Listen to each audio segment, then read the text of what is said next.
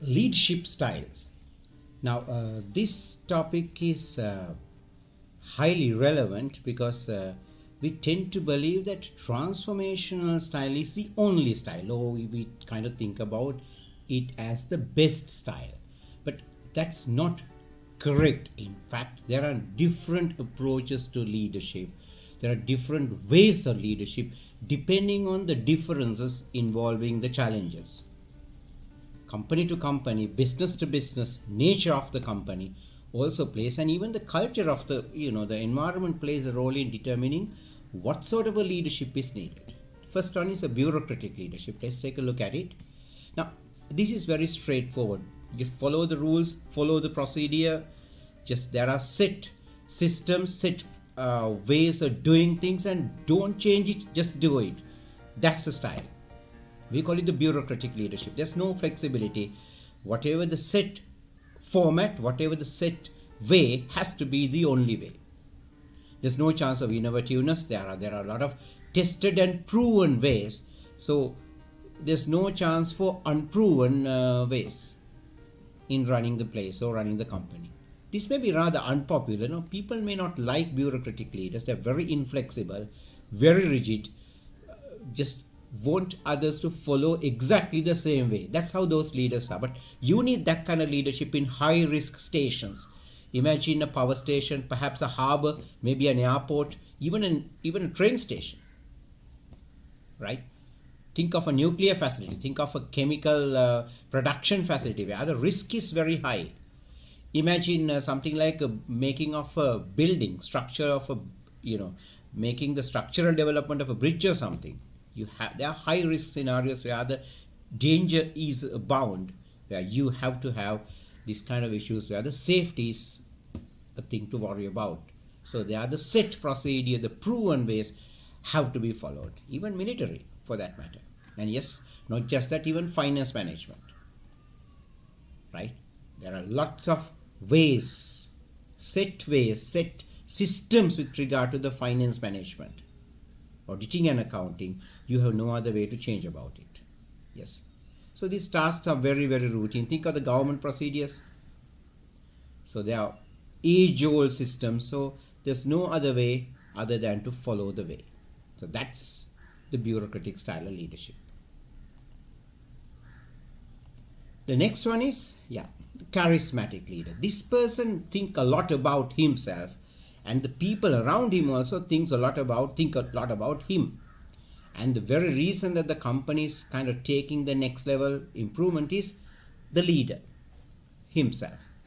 So he inspires, he motivates, but he is very self-focused. It's about his personality, his image, his character, his characteristic, his the demeanor, image that matters a lot, not the team.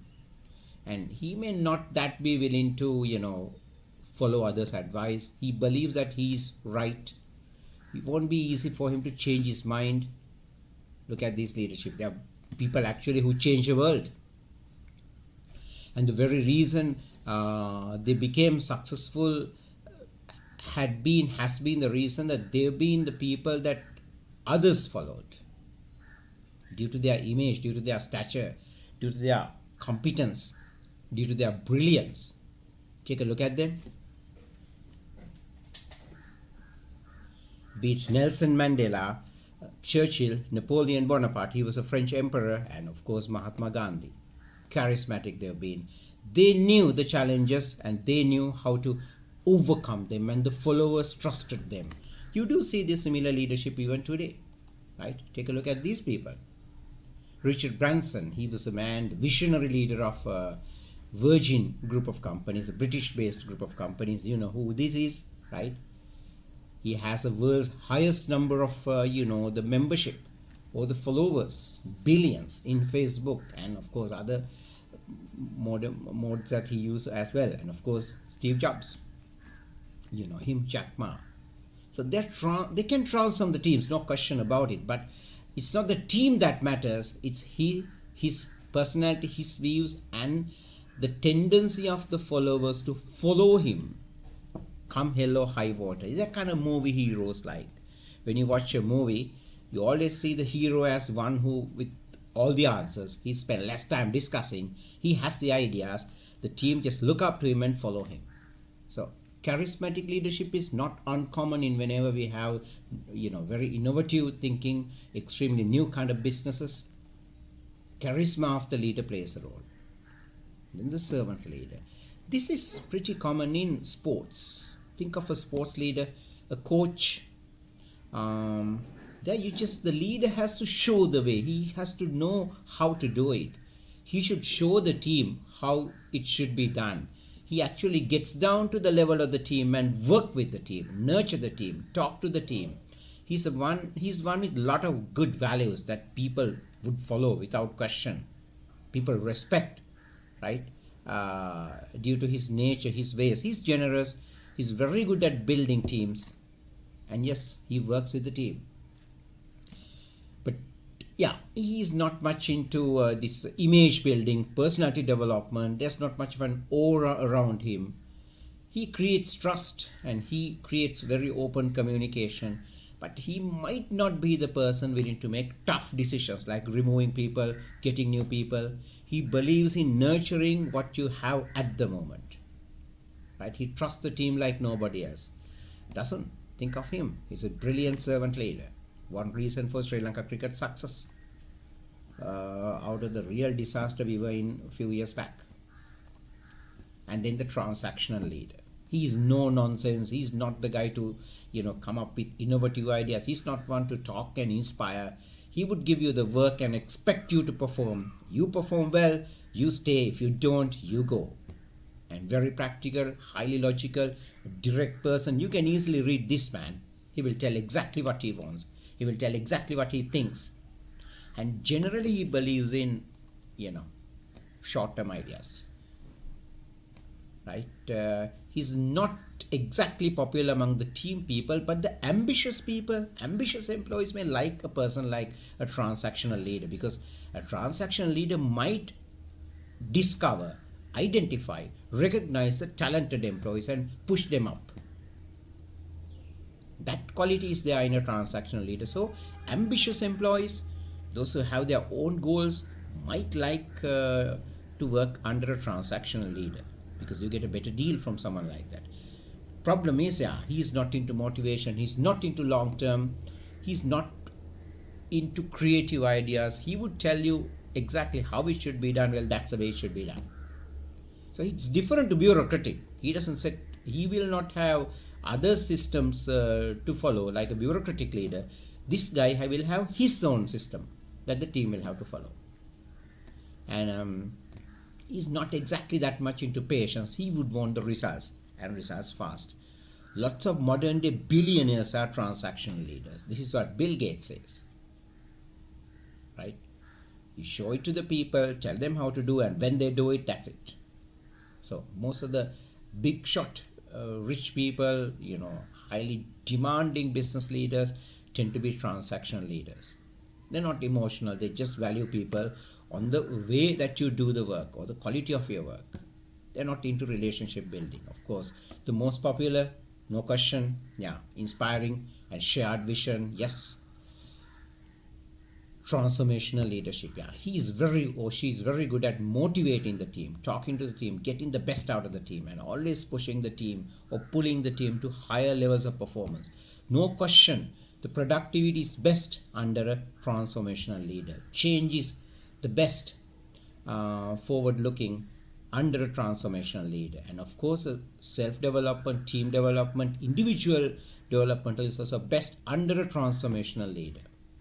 This is why it's so popular. But now we know, right, there are other systems of leadership that matters. Look at how the transformation leader goes about. He creates the vision, then he motivates the team to follow the mission, he manages the team in doing that, and then transformational leader, unlike the transactional leader, unlike the bureaucratic leader, even unlike visionary leaders, right, he believes in what you call as relationship building, long-term relationships. The charismatic leaders don't have time for that. But the transformation leader is very good at developing relationships and managing the people to motivate them to get his creation, launched. Many, the Startup businesses tend to be kind of transformational in thinking, because there are lots of room to do, lots of things to try about. So they are the leader might tend to be willing to change things, going for changes, right? So transformational qualities are very high there. And yes, it is, they call it the most effective style.